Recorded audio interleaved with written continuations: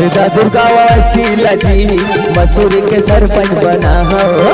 शारदा दुर्गा वसीला जी मसूरी के सरपंच बना हो। चुनाव चिन्ह है ताला या चाबी, चुनाव चिन्ह है ताला चाबी, दुर्मिल के मोहर लगा हो। ये दीदी वो शारदा दुर्गा वसीला जी भारी बहुमत ला जीता हो। शारदा दुर्गा वसीला जी भारी बहुमत ला जीता हो। चुनाव चिन्ह है ताला चाबी, चुनाव चिन्ह है ताला चाबी, दुर्मिल के मोहर लगा हो।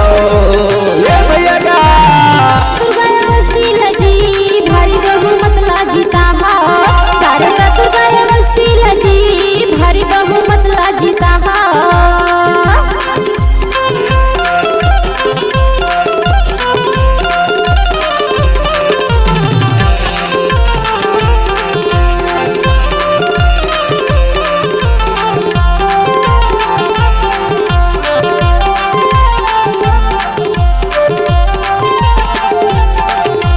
तोहर माया के बंधना मसंगे शारदा जी देवर बंधाए।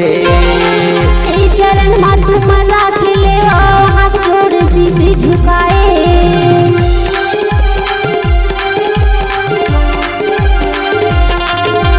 तोहर माया के बंधना मसंगे शारदा अवश्य बंधाए। आए चरण हाथ मना खिले हाथ जोड़ शीश झुकाए। अपन जी सरपंच मन मान ले अपन जी सरपंच मन मान ले किस्मत लाया अपन जगा लो। ये दीदी वो वसीला जी भारी बहुमत ला जीता हो। शारदा दुर्गा वसीला जी भारी बहुमत ला जीता हो।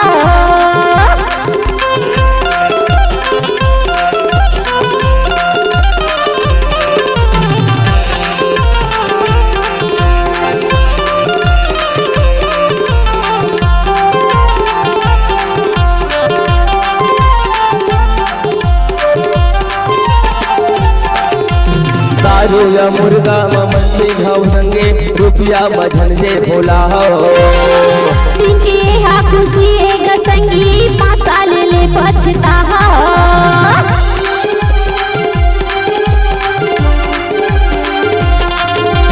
दारू या मुर्गा मझन बिके हो संगे रुपया मझन जे भोला हो। तिनके हा खुशी एक संगी 5 साल ले पछता हो।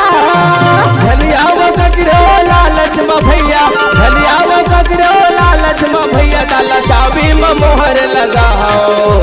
ए दीदी वो दुर्गा वसीला जी भारी बहुमत ला जीता हो। शारदा दुर्गा वसीला जी भारी बहुमत ला जीता हो।